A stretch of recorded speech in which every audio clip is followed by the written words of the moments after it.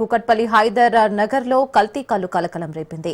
కల్తీ కల్లు తాగి 11 మంది అస్వస్థకు గురయ్యారు. విరోచనాలు, లో బీపీతో బాధితులంతా ఆసుపత్రిలో చేరారు. వీరిలో ఒకరి పరిస్థితి విషమంగా ఉంది. కుకట్పల్లిలో ఓ ప్రైవేట్ ఆసుపత్రిలో వీరందరికీ చికిత్స అందిస్తున్నారు. ఒకరి పరిస్థితి విషమంగా ఉందని వెంటిలేటర్ పైన చికిత్స అందిస్తున్నట్లు డిఎంహెచ్ తెలిపారు. 24 గంటలు గడిస్తే గానీ చెప్పే పరిస్థితి రాలేదని అన్నారు. బాధితులను కుకట్పల్లి ఎమ్మెల్యే మాధవరం కృష్ణారావు పరామర్శించారు.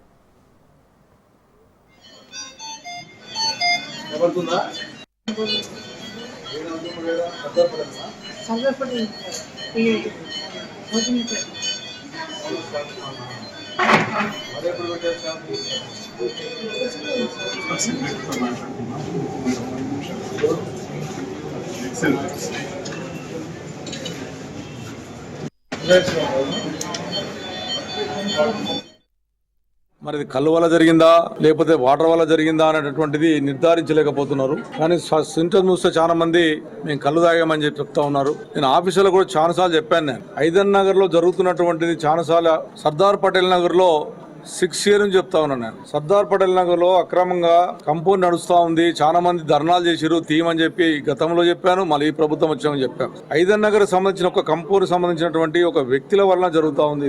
ఇది ఎన్నిసార్లు చెప్పినప్పుడు కూడా పట్టించుకోవాలి అధికారులు సీరియస్ తీసుకోవాలి. ఇవాళ ఉన్నటువంటి కళ్ళు అనేటటువంటిది ఎవరో ఒకరు చేసిన తప్పు వలన ఇలా గౌన్ల కులస్తులు అందరూ కూడా ఇది ఒక మచ్చలాగా జరుగుతా ఉంది. ఎవరైతే ఇటువంటి వాళ్ళని చేసిన వాళ్ళు ఎవరో ఒకరు చేసిన వలన వాళ్ళందరికీ కులానికి ఇబ్బంది జరుగుతుంది. కాబట్టి ఎవరైతే దీనికి బాధ్యత వహించి కంపౌండ్ నడిపించి సక్రమంగా నడపకుండా ప్రజలకు అనుకూలమైనటువంటి వాతావరణం ఇవ్వకుండా ఏ రకంగా చేసిండో వాళ్ళని యాక్షన్ తీసుకోమని అధికారాన్ని విజ్ఞప్తి చేస్తా ఉన్నాను. ఇవాళ ఉన్నటువంటి 12 మందిని ప్రభుత్వం ఆదుకోవాలి. వాళ్ళని ఖచ్చితంగా అవసరమైతే ఈ హాస్పిటల్ పోతే గవర్నమెంట్ ఇంకా వేరే హాస్పిటల్ తరలించైనా సరే కాపాడాల్సిన అవసరం. ఎందుకంటే రామ్దేవ్ హాస్పిటల్ అనేటువంటిది మంచి హాస్పిటల్. నాకు ఉన్నటువంటి అవగాహన ప్రకారం వాళ్ళ ట్రీట్మెంట్ బాగా చేస్తారు. అయినప్పుడు కూడా ఎవరికైనా ప్రమాదం జరగకుండా చూసే బాధ్యత ప్రభుత్వం మీద ఉంది. ఇది చూసుకోకపోవడం వల్లనే అధికార నిరక్షల వల్లనే ఎవరైతే ఇలా ఎక్సైజ్ ఆఫీసర్స్ ఉన్నారో వాళ్ళకి ఎన్ని కంప్లైంట్ ఇచ్చినా దీని మీద సీరియస్ తీసుకొని ఈ 12 మందిని కాపాడవలసినటువంటి బాధ్యత తీసుకోమని చెప్పి నేను ప్రభుత్వానికి విజ్ఞప్తి చేస్తా ఉన్నాను. అక్యూట్ జీఈతో అంటే వాంతులు విరోచనాలతో రామ్దేవ్ రావు హాస్పిటల్లో 13 మంది అడ్మిట్ అయ్యారని ఇన్ఫర్మేషన్ మాకు వచ్చింది. మాకు ఇన్ఫార్మ్ చేసింది జీహెచ్ఎంసీ సర్కిల్ మెడికల్ ఆఫీసర్ చేశారు. సో 13 members కండిషన్ కూడా కొద్దిగా ఇబ్బందికరంగానే ఉంది. వాళ్ళు హైపోవోలిమిక్ షాక్ అంటాము. ఏంటంటే బాగా వాల్యూమ్స్ ఆఫ్ మోషన్స్ కానీ వామిటింగ్స్ కానీ అవ్వటంలో వాళ్ళు ఇబ్బందిగా ఉన్నారని, అండ్ బీపీ తక్కువగా ఉంది అండ్ క్రియాటినిన్ లెవెల్స్ పెరిగి ఉన్నాయన్న చెప్పడంతో నేను ఇమీడియట్గా రావడం జరిగింది అక్కడి నుంచి ఇక్కడికి. మాకు తెలిసిన ఇన్ఫర్మేషన్ ప్రకారం అంటే మేము హిస్టరీ తీసుకుందిను పేషెంట్ కండిషన్ని బట్టి టోటల్ 13 members. ఒకళ్ళకేమో a history of alcohol intake లేదు, ఒకళ్ళకేమో నార్మల్ ఆల్కహాల్ ఇంటేక్ ఉంది. 9 మందికి ఎవరైతే ఉన్నారో వాళ్ళకి కళ్ళు తాగారని ఉంది ఇన్ఫర్మేషన్.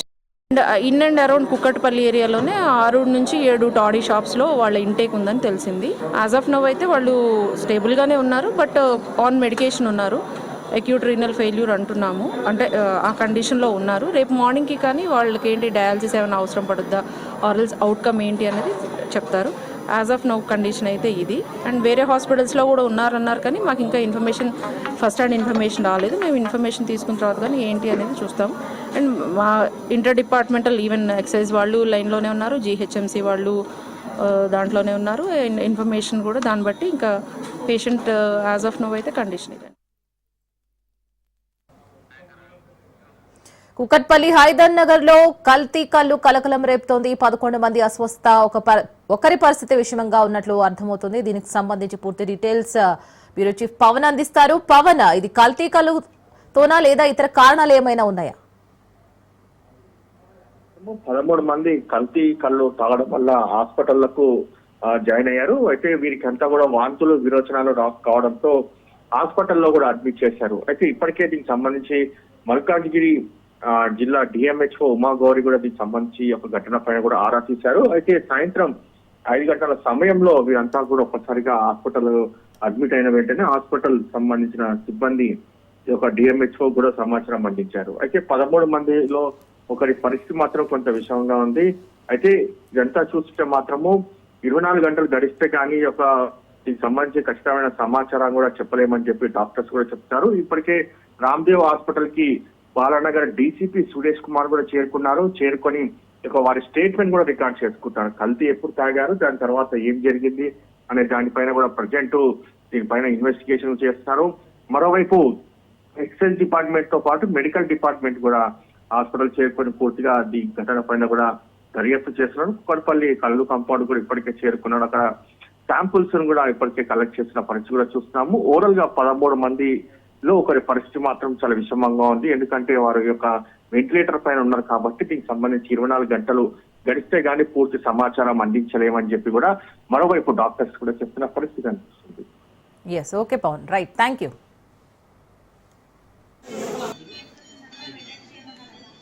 సి వర్కింగ్ ప్రెసిడెంట్ కీలక వ్యాఖ్యలు చేశారు. సీఎం రేవంత్ రెడ్డి ఢిల్లీకి వెళ్లడం తప్ప నిధులు తేవద్దా అని జగ్గారెడ్డి ప్రశ్నించారు. రేవంత్ రెడ్డి రాష్ట్ర ప్రయోజనాల కోసం ఢిల్లీకి వెళితే మీరు మాత్రం లిక్కర్ దందా చేయడానికి వెళతారని ఎద్దేవా చేశారు. ఢిల్లీలో లిక్కర్ దందా చేసి జైల్లో పడ్డారని ఘాటు వ్యాఖ్యలు చేశారు. ఈడీ ఆఫీసుల చుట్టూ తిరగడానికి మీ నాయకులు ఢిల్లీకి వెళ్లారని అన్నారు. మీ ఇంటి పంచాయతీలు మా ప్రజలకు రుద్దకండి అని కూడా జగ్గారెడ్డి తీవ్ర వ్యాఖ్యలు చేశారు.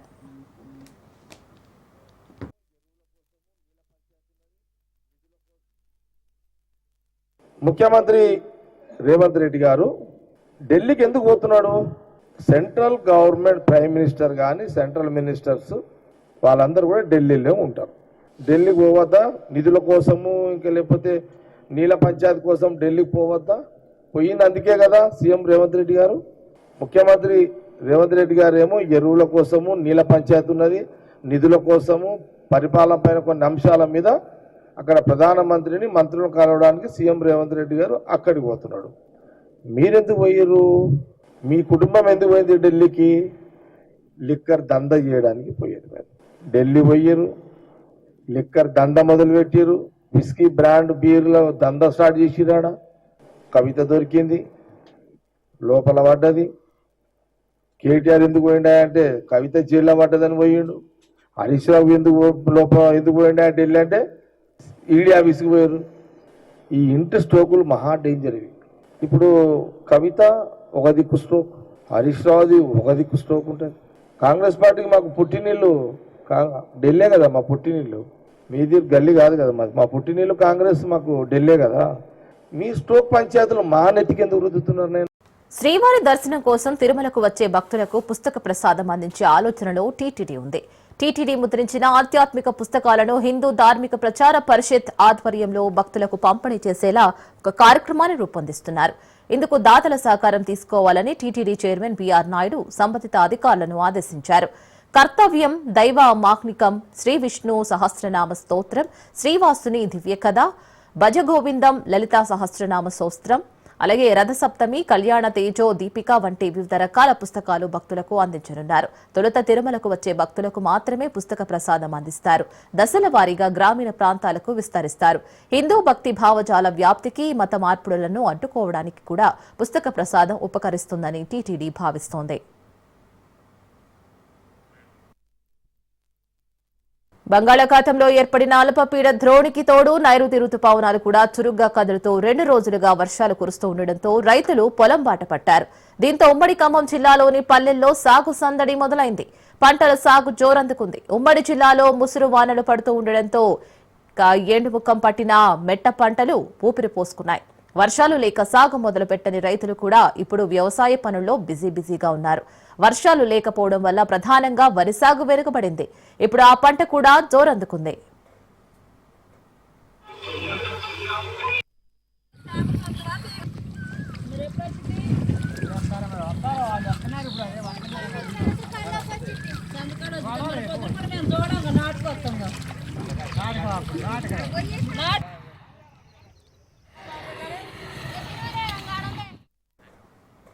ఖమ్మం జిల్లా వ్యాప్తంగా ఇప్పటికే పోర్లు, వ్యవసాయ బావుల ఆధారంగా రైతులు వరి నారులు పోయగా ప్రస్తుత వర్షాలతో నాట్లు ముమ్మరం చేశారు. ఖమ్మం జిల్లాలో సాధారణ వర్షపాతం 245.3 మిల్లీమీటర్లు. కానీ గడిచిన 2 రోజుల్లో వర్షం అధికంగా కురిసింది. ఏటా మాదిరిగానే ఈ ఏడాది కూడా రైతులు అత్యధిక ఎకరాల్లో పత్తి, వరి పంటలను సాగు చేస్తున్నారు. జిల్లాలో సారవంతమైన భూములు ఉండడంతో రైతులు వాణిజ్య పంటలకే మొగ్గు చూపుతున్నారు. ఖమ్మం జిల్లాలో 5.56 లక్షల ఎకరాల్లో పంటలు సాగు అవుతున్నాయి అని అంచనా ఉండగా ఇప్పటికే 2.76 లక్షల ఎకరాల్లో వివిధ పంటల సాగును రైతులు మొదలుపెట్టారు.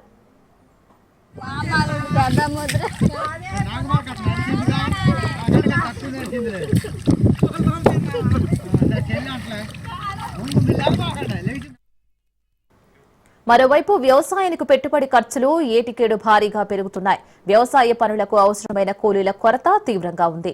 దీన్ని అధిగమించి యంత్రాలతో వ్యవసాయ పనులకు వెళితే డీజిల్ ఖర్చులు తడిచి మోపుడవుతున్నాయి.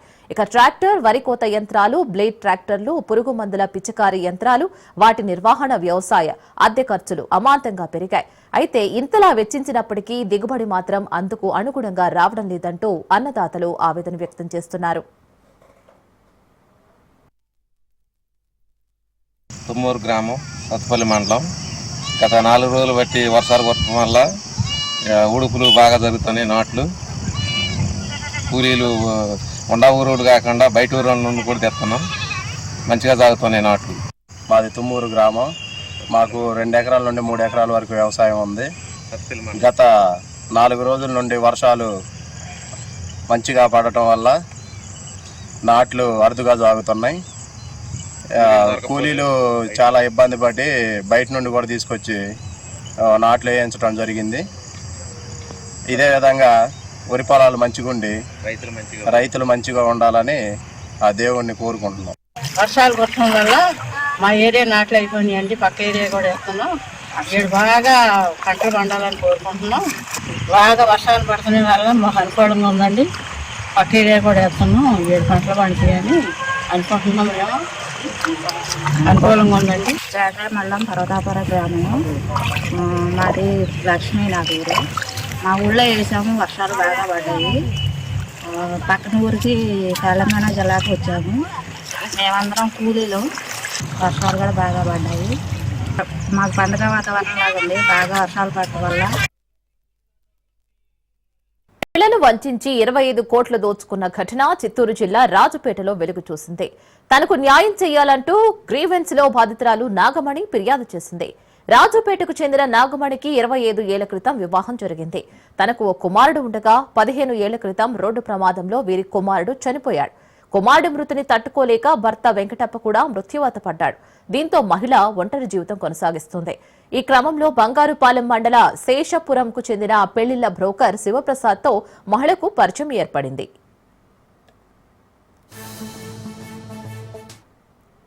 తన పిల్లలు, భార్య కూడా కోవిడ్ సమయంలో మృతి చెందారని మహిళ నాగమణిని నమ్మించాడు. శివప్రసాద్ మాటలను నమ్మిన నాగమణి తనతో వివాహం చేసుకుంది. కాదునిగా భావించిన శివప్రసాద్ తన దోపిడి గుణాన్ని బయటపెట్టాడు. నాగమణి వద్ద ఉన్న 3 కోట్లను కొద్ది రోజుల్లోనే తన అన్నా వదినలకు శివప్రసాద్ ట్రాన్స్ఫర్ చేశాడు. అంతటితో ఆగకుండా ఆర్బీఐ నుంచి 1700 కోట్లు వస్తాయని, అందుకు 15 కోట్లు పన్ను చెల్లించాలని నాగమణి నమ్మించాడు. మహిళకు చెందిన 10 కోట్ల భూమిని, బెంగళూరులో ఉన్న 15 కోట్ల బిల్డింగ్ ని శివప్రసాద్ అమ్మేశాడు. ఆఖరికి తన భార్య, పిల్లలతో కలిసి శివప్రసాద్ జీవనం కొనసాగిస్తున్నాడు. తన ఆచూకీ కనుగొన్న మహిళ నాగమణి చిత్తూరు ఎస్పీకి ఫిర్యాదు చేసింది. న్యాయం చేయమని వేడుకుంటోంది.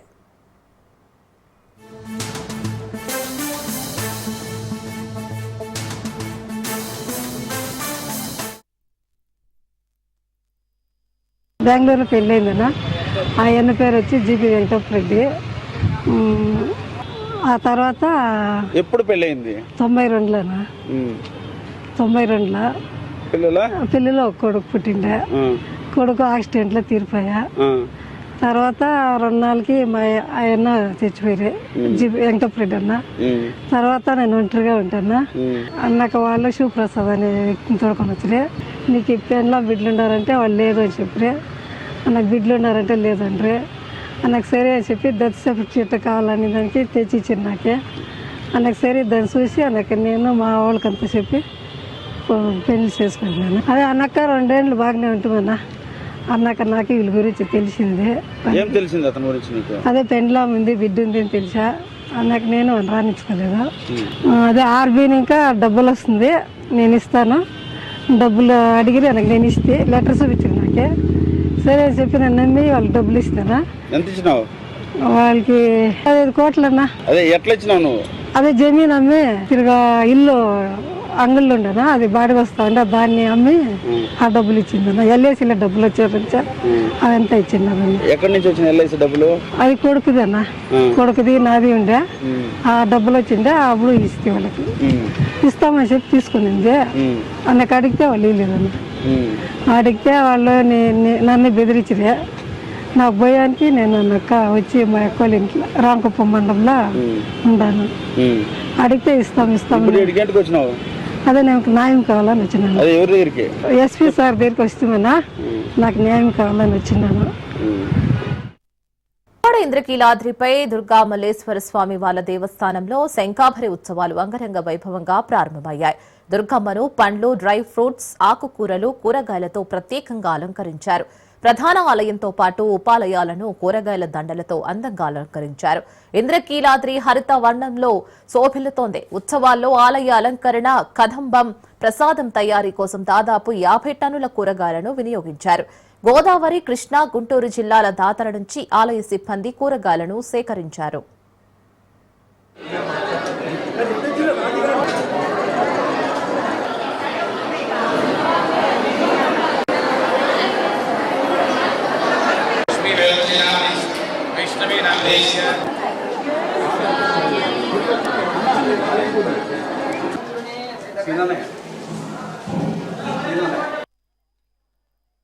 ఈ రోజు నుంచి మనకు శాకాంబరి ఉత్సవాలు అనేది ప్రారంభమైనది. ముఖ్యంగా ఈరోజు కూరగాయలతోటి ఎక్కువగా అమ్మవారికి కానీ అంతరాలయం కావచ్చు, గర్భాలయం కావచ్చు, ప్రాకారాలయం కూడా బయట కూడా మనము మొత్తం కూడా గోపురం వరకు కూడా ఈ యొక్క కూరగాయలతోటి అలంకరణ చేస్తాము. ఈ యొక్క కూరగాయలు, పళ్ళు, ఆకుకూరలు అనేది అమ్మవారికి చాలా ప్రీతిపాత్రం. ఇది ప్రకృతి అంటేనే అమ్మవారు, అమ్మవారు అంటేనే ప్రకృతి. కాబట్టి ముఖ్యంగా రైతులు ముందుగా వచ్చి అమ్మవారికి ఈ యొక్క ఆకుకూరలతో అలంకరణ చేస్తే మంచి పాడి పంటలు పండుతాయనేది ఒక నమ్మకం. అందులో భాగంగానే ఈ యొక్క ఆషాఢం సారె సమర్పణలో భాగంగా మనకు ఈ జూలై నెల 8, 9, 10న శాకాంబరి ఉత్సవాలు అనేది ప్రారంభించింది. అఖిలాండ కోటి బ్రహ్మాండ నాయకి ఆది మధ్యాంత స్వరూపిణి జగన్మాత దుర్గాదేవి ఆలయంలో ఆషాఢమాస ఉత్సవాలు అత్యంత వైభవపేతంగా జరుగుతున్నాయి. ఈ ఆషాఢ శుద్ధ పాడ్యమి నుంచి దశమి వరకు కూడా వారాహి నవరాత్రాలు విశేషంగా దేవస్థాన పండితులచే చేయటం జరిగింది. దీనివల్ల రాష్ట్రంలో ఎటువంటి శత్రుభయాలు లేకుండా దేశమంతా కూడాను శుభక్షేమంగా ఉంటుంది. మరి అట్లాగే ఈ ఆషాఢ మాసము చాతుర్మాస్య దీక్ష చేసేటటువంటి మాసం, చాలా విశేషమైనటువంటిది. మునులు, ఋషులు, మరి అలాగే పీఠాధిపతులు అందరూ కూడాను లోకక్షేమం కోసం 4 మాసములు దీక్షా స్వీకారం చేసి దేశక్షేమం కోసం అని చెప్పని వాళ్ళు తపస్సు చేయడం జరుగుతూ ఉంటుంది. విశేష అర్చనాది కార్యక్రమాలన్నీ కూడాను చేయటం జరుగుతూ ఉంటుంది. విశాఖ స్టీల్ ప్లాంట్ ప్రైవేటీకరణ దిశగా యాజమాన్యం అడుగులు వేస్తోంది. కీలకమైన టోటల్ ఆపరేషన్స్ మెయింటెనెన్స్ కాంట్రాక్ట్ సంస్థలకు కట్టబెట్టేందుకు సన్నాహాలు వేగవంతమయ్యాయి. ముఖ్యంగా టామ్ గడువు ఈ నెల 12తో ముగుస్తూ ఉండగా ఇప్పటి వరకు టామ్ కోసం టెండర్లు ఆహ్వానం పలకకపోవడంతో ఉక్కును డొల్ల చేసే యత్నాలపై కార్మిక వర్గాల్లో ఆందోళన రెట్టింపైంది. ఎలాంటి ఛాలెంజెస్ ఎదురైనా విశాఖ స్టీల్ ప్లాంట్ పరిరక్షణ కోసం కట్టుబడి ఉంటామని డబుల్ ఇంజిన్ సర్కార్ నడుపుతున్న ఎన్డీఏ ధీమాగా చెబుతోంది.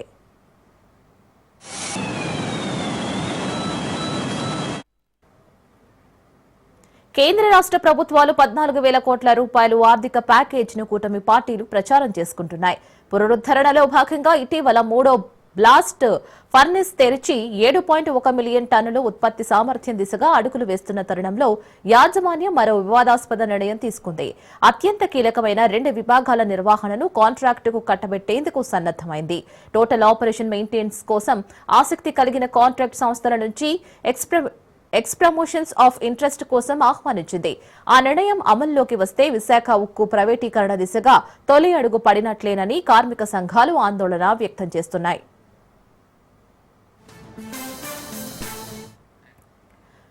ఇంటిగ్రేటెడ్ స్టీల్ ప్లాంట్ కావడంతో రా మెటీరియల్ వచ్చినప్పటి నుంచి ఫినిష్డ్ ప్రొడక్ట్ బయటకు వెళ్లే ఈ ప్రాసెస్ అంతా ఒకే దగ్గర జరుగుతుంది. Iron ore, limestone, dolomite, quartz, manganese తదితరులు రోజుకు 5 నుంచి 6 రైళ్ల ద్వారా RINL కు వస్తాయి. వాటిని అన్లోడ్ చేసి కన్వేయర్ బెల్ట్ ద్వారా అనవసరమైన విభాగాలను పంపించాలి. బొగ్గు వచ్చినప్పుడు థర్మల్ విద్యుత్ కేంద్రానికి బ్లాస్ట్ ఫర్నెస్లకు కోక్ ఓవెన్లకు చేరవేయాలి. ఈ ప్రక్రియ అంతా RMHP చేస్తుంది. ఈ విభాగంలో కన్వేయర్ గ్యాలరీలు, ట్రిప్పల్ల ఏరియా, హై రిస్క్ జోన్, మరి సెంట్రల్ ప్లాంట్లో కీలకమైనది. ఇక్కడ స్టీల్ తయారీకి అవసరమైన అన్ని ముడి పదార్థాలను శుద్ధి చేసి బ్లాస్ట్ ఫర్నెస్లకు పంపుతారు. అయితే అనుభవం లేని కాంట్రాక్ట్ సంస్థలను RINL కు తెచ్చి ప్రయత్నం జరుగుతోందని, వాటిని అడ్డుకొని తీరుతామని కార్మిక సంఘాలు చెబుతున్నాయి.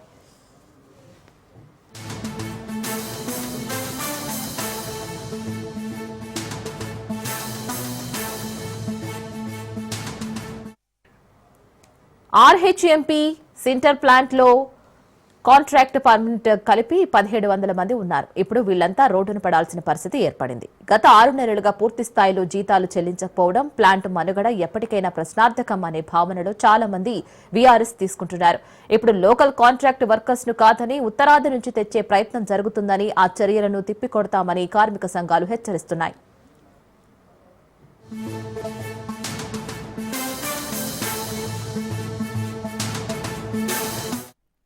రైతు సంక్షేమమే ప్రభుత్వ లక్ష్యమని అనంతపురం పార్లమెంట్ సభ్యులు అంబికా లక్ష్మీనారాయణ అన్నారు.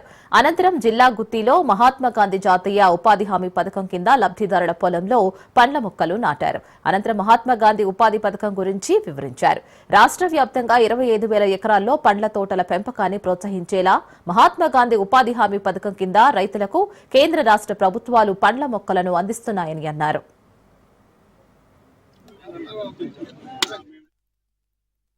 గాంధీ జాతీయ ఉపాధి గ్రామీణ హామీ పథకం కింద ఈరోజు కేంద్ర రాష్ట్ర ప్రభుత్వాలు మొదలుపెట్టినటువంటి హార్టికల్చర్లో రైతులకు భాగస్వామ్యం చేసేటువంటి కార్యక్రమం ఈరోజు రాష్ట్ర వ్యాప్తంగా ప్రారంభం జరిగింది. దాదాపు 1,00,000 మంది ఈరోజు కూలీలు పాల్గొని 25,000 ఎకరాల్లో ఈ పంటల్ని మనము మొదలుపెట్టేటువంటి కార్యక్రమం తీసుకోవడం జరిగింది. గౌరవ ప్రధానమంత్రి నరేంద్ర మోదీ గారు, ఆంధ్రప్రదేశ్ ముఖ్యమంత్రి నారా చంద్రబాబు నాయుడు సంయుక్తంగా ఇంతకుముందు లేని విధంగా ఈ రోజు రైతన్నలకి ఉపయోగపడాలి, ఈ మహాత్మా గాంధీ జాతీయ ఉపాధి హామీ పథకంలో వచ్చేటువంటి కూలీలందరూ కూడా దీనికి పనిచేసేట్టుగా తీసుకొచ్చి ఈ కార్యక్రమం ద్వారా ప్రతి రైతన్నకు కూడా ఎకరాకి 90,000 నుంచి 1,10,000 రూపాయలు వివిధ జామ కావచ్చు, లేకపోతే సపోటా కావచ్చు, అదేవిధంగా మామిడి కావచ్చు, ఇలాంటి మొక్కల్ని ప్రోత్సహించే దిశగా దానిమ్మ కాదు, అదేవిధంగా డ్రాగన్ ఫ్రూట్ కానీ వీటన్నిటి కూడా ఇక్కడ డెవలప్ చేసే కోసం ఈ కార్యక్రమాన్ని మొదలుపెట్టడం జరిగింది.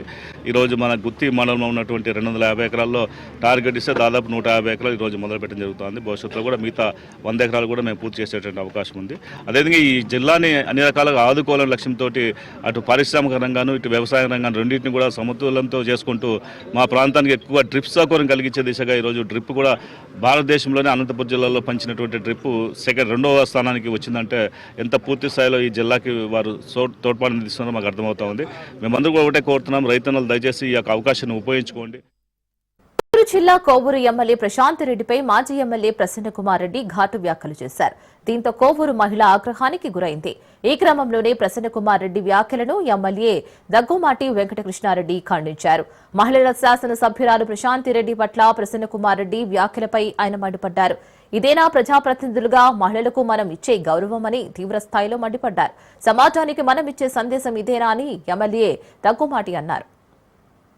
3 సార్లు ఎమ్మెల్యేగా పనిచేసినటువంటి వ్యక్తులు తోటి తన మీద పోటీ చేసి గెలిచినటువంటి ఎమ్మెల్యే మీద, మహిళా ఎమ్మెల్యే మీద అసభ్యకరమైనటువంటి మాట్లాడిన విధానం ఒక గుజుప్సాకరమైనటువంటి విధానం. ఇదే మనం ప్రజాప్రతినిధులుగా మనం చేయాల్సినటువంటి పని. ప్రజలకు ఏమి మార్గదర్శకాలు ఇస్తున్నారో అర్థం కానటువంటి పరిస్థితి వైసీపీ వాళ్ళది. అంటే ముఖ్యంగా వాళ్ళ నాయకుడు ఏ లక్షణాలను పుణికిపుచ్చుకొని ఈరోజు సమాజం మీద పడి తిరుగుతున్నాడో అదే లక్షణాలతో ఈరోజు నియోజకవర్గాల్లో వారీగా వాళ్ళు కూడా ప్రజలను భయపెట్టడం, ఆడవాళ్ళని అసభ్యంగా ప్రవర్తించడం, ఆడవాళ్ళ మీద అవాకులు చవాకులు పేలటం, ఆడవాళ్ళని సమాజంలో పూజించాల్సినటువంటి వ్యక్తులని ఈరోజు అసభ్యకరమైనటువంటి పదజాలంతో హీనాతిహీనంగా మాట్లాడటం ఇది మంచి పద్ధతి కాదు.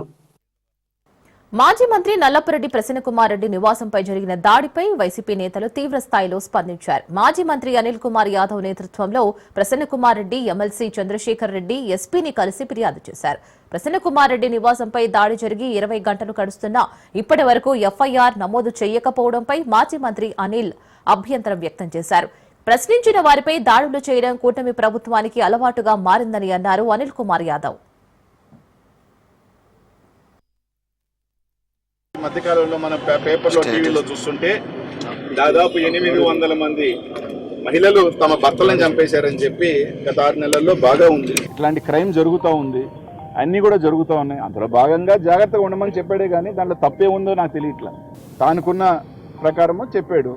దానికి పట్టుకొని మీరు మాట్లాడిన దానికన్నా మహిళలని, మీరు అవహేళనగా మాట్లాడిన మహిళల కన్నా, రోజమ్మ గురించి మాట్లాడిన దానికన్నా ఎన్నో ఉన్నాయి, సంఘటనలు ఉన్నాయి. నిజంగా మీరు బాధపడితే కేసు కట్టుకోవాలి, లేదంటే పోయి డిఫమేషన్ వేసుకోవాలి. అంతేగాని ఒక మనిషిని చంపేయాలని ఒక ఆలోచన. నెల్లూరు జిల్లాలో రాజకీయాలలో గతంలో అందరూ విమర్శించుకున్నా ఎప్పుడు కూడా ఇట్లాంటి సంఘటనలు జరగలేదు. దీనికి సంబంధించి ఖచ్చితంగా కోవూరు శాసనసభ్యురాలు ప్రశాంత్ రెడ్డి గారు, నెల్లూరు పార్లమెంట్ సభ్యుడు వేమిరెడ్డి ప్రభాకర్ రెడ్డి గారి మీద, అలాగే దీనికి సంబంధించిన అనుచరుల మీద ఎవరైతే పాల్గొన్నారో 150 మంది కానీ ఎవరైనా కానీ ఖచ్చితంగా హత్యాయత్నం కేసు నమోదు చేయాల్సిందే. విశ్వంలో ఎన్నో కోట్ల జీవరాశులున్నాయి. యుగాలు గడుస్తున్న కొద్దీ మానవ తప్పిదాల వల్ల కొన్ని ప్రాణాలు అంతరించిపోతున్నాయి. పర్యావరణ కాలుష్యం కారణంగా ప్రకృతి సహజత్వాన్ని కోల్పోయి వాతావరణంలో ఎన్నో మార్పులకు గురవుతూ ఎన్నో విపత్తులకు దారితీస్తుంది. చిన్న చిన్న ప్రాణులైన పిచ్చుకల వంటి అనేక జీవులు రేడియేషన్ కారణంగా అంతరించిపోతున్నాయి. రాబోయే తరాలకు పిచ్చుకలు ఇలా ఉంటాయి అని పుస్తకాల్లో మాత్రమే చూపించాల్సిన పరిస్థితి. చిరుధాన్యాలను ఆహారంగా పెడుతూ పక్షులను కంటికి రెప్పలా సురక్షిస్తున్నారు పక్షిరాజు. ఖమ్మం జిల్లా సత్తుపల్లికి చెందిన ఆకూటి రాంబాబు వేంసూరు ప్రభుత్వ హైస్కూల్లో బయాలజీ ఉపాధ్యాయుడిగా పనిచేస్తున్నాడు. రాంబాబు మాస్టర్గా చిన్నతనం నుంచి నేచర్తో స్నేహం చేయడం అంటే చాలా ఇష్టం. ప్రకృతిలో సహజసిద్ధంగా దొరికే పండ్లు, మొక్కలు, వాగులు, వంకలు అంటే చాలా ఇష్టపడతారు. చిన్నతనంలో రాంబాబు వాళ్లది తాటాకుల ఇల్లు కావడంతో తాటాకు సూరుల్లో గూడులు పెట్టుకునే పిచ్చుకలు తెల్లవారితే గాని కీచుకీచు శబ్దాలతో నిద్రలేపేవట. అంతులేని సంతానంతో ఇల్లంతా కలియ తిరుగుతూ సందడి చేసేవని అంటున్నారు. సత్తుపల్లిలో రాంబాబు మాస్టర్ సొంతంగా నిర్మించుకున్న బిల్డింగ్ లో పిచ్చుకల కోసం కృత్రిమంగా తయారు చేసిన గూళ్లను ఏర్పాటు చేశాడు. ప్లాస్టిక్ పైపులను, వాటర్ బాటిళ్లను ఉపయోగించి పక్షుల కోసం కృత్రిమ గూడులు ఏర్పాటు చేశాడు.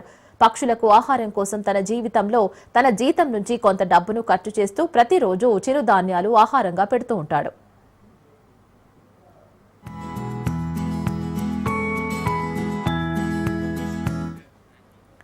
ప్రకృతి పక్షులు అంటే ఇష్టం ఉండడంతో జీవశాస్త్రాన్ని ఎంచుకుని జంతు శాస్త్రంలో పోస్ట్ గ్రాడ్యుయేషన్ పూర్తి చేశారు.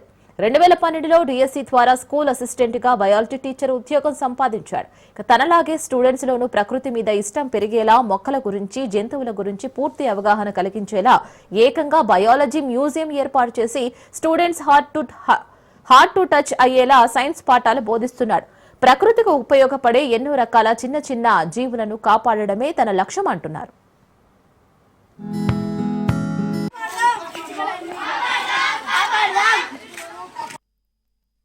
పనికిరానటువంటి ప్లాస్టిక్ పైప్ ని ఉపయోగించి ఇక్కడ పిచ్చుకలకి కావాల్సినటువంటి ఆవాసాన్ని ఏర్పాటు చేయడం జరిగింది.